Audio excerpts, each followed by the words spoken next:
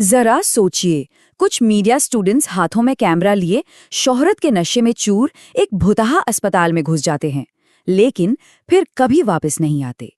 पीछे रह जाता है तो बस उनका वो आखिरी, वो दिल दहला देने वाला लाइव स्ट्रीम।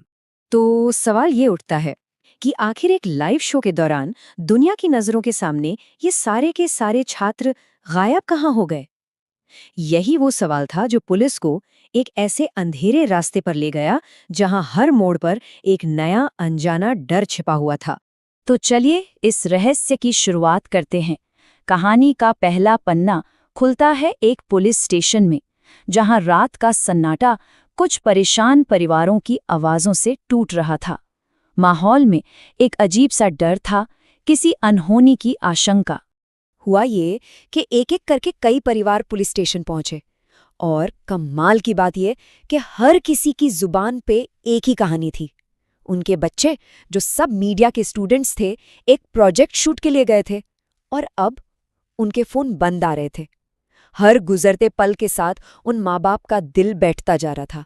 एक माँ की कांपती हुई आवाज में वो बेबसी साफ थी, सर, जब से गए हैं कोई अता पता ही नहीं है। बस इतना पता था कि बच्चे कहीं गए हैं, पर कहाँ? ये अपने आप में एक गहरा राज बनता जा रहा था। खैर, पुलिस ने भी बिना देर किए एक्शन लिया। फौरन छात्रों के फोन ट्रैक किए गए और उन सभी की आखिरी लोकेशन एक ही जगह पर आकर रुक गई, एवरशाइन हॉस्पिटल। शहर से दूर एक वीरान और बदनाम जगह, एक ऐसा अस्पताल जिसका नाम लेने से भी लोग डरते थे। लेकिन जैसे जैसे पुलिस की जांच आगे बढ़ी, जो बात सामने आई वो किसी के भी होश उड़ाने के लिए काफी थी। ये कोई सीधा साधा कॉलेज प्रोजेक्ट नहीं था, जी नहीं। इसके पीछे तो एक बहुत बड़ा और सच कहूं तो एक बहुत खतरनाक प्लान छिपा हुआ था।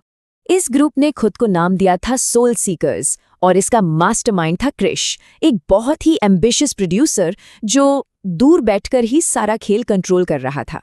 उसका बस एक ही सपना था, एक ऐसा घोस्ट हंटिंग शो बनाना जो इंटरनेट पर तहलका मचा दे, जो वायरल हो जाए। और उनका प्लान बिल्कुल साफ था, स्टेप बाय स्टेप। सबसे पहले सोल सीकर्स टीम को तैयार करना, फिर उस बदनाम एवरशाइन हॉस्पिटल में घुसना, उसके बाद लाइव स्ट्रीम पर नकली भूतिया हरकतें करना, मतलब पूरा ड्रामा। और आखिर में जब 1 मिलियन व्यूज पार हो जाएं, तो एक मोटी कॉर्पोरेट डील पक्की कर लेना। यानी सब कुछ शुरू से आखिर तक पूरी तरह से स्क्रिप्टेड था।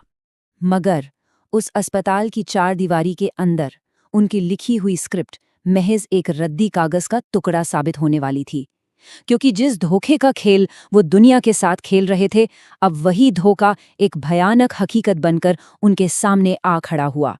तो एक तरफ थी उनकी प्लानिंग और दूसरी तरफ थी वो खौफनाक हकीकत। प्लान था कि एक नकली ऊजी बोर्ड सेशन करेंगे, टीम का ही एक मेंबर विग लगाकर डराएगा और कैमरे के लिए खूब ओवर एक्टिंग होगी। लेकिन हकीकत क्या थी? हकीकत ये थी कि एक दरवाजा अपने आप जोर से बंद हुआ, छत से एक घंटी बिना किसी के छुए बजने लगी और छात्रों को ऐसी चोटें आईं जिनका कोई एक्सप्लेनेशन नहीं था।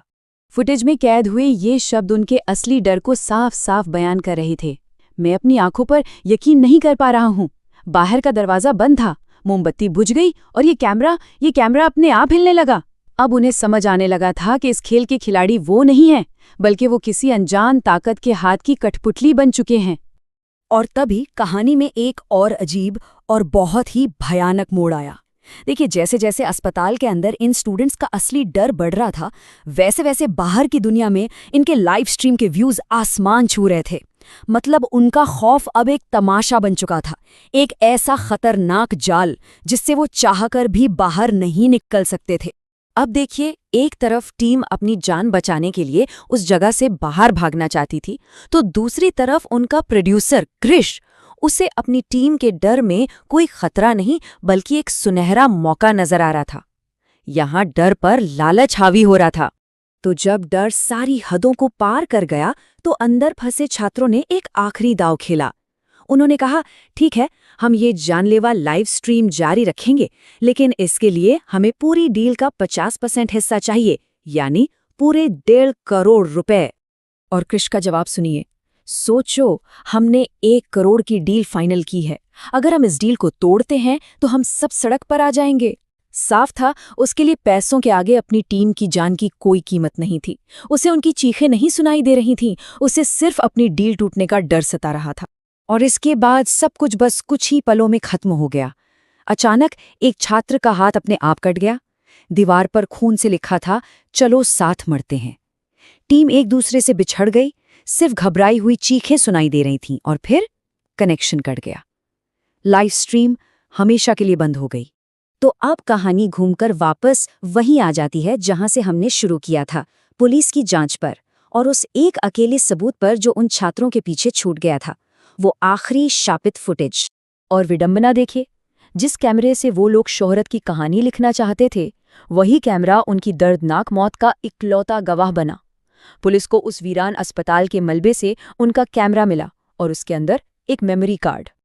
और उस मेमोरी कार्ड में कैद थीं उनकी आखिरी आवाजें, उनकी आखिरी चीखें। एक आवाज जो कह रही थी, मुझे बचाओ, कोई मुझे खींच रहा है, किरण मुझे बचाओ। ये वो खौफ था जिसका सामना उन्होंने अकेले किया। और फिर रिकॉर्डिंग में एक आखिरी आवाज, बस 2 शब्द, मर गया मैं। और इसके बाद सिवाय एक कभी न खत्म होने वाली खामोशी के और कुछ नहीं था। ये वो शब्द थे जो उस फॉरेंसिक एक्सपर्ट ने पुलिस इंस्पेक्टर से कहे थे, जिसे उस फुटेज को रिकवर करने का काम दिया गया था। ये चेतावनी एक सवाल पीछे छोड़ जाती है कि आखिर उस मेमोरी कार्ड में ऐसा क्या था, ऐसा क्या रिकॉर्ड हुआ था उन आखिरी पलों में, जिसे देखना भी अपनी जान को खतरे में डालने जैसा था। Subscribe for more.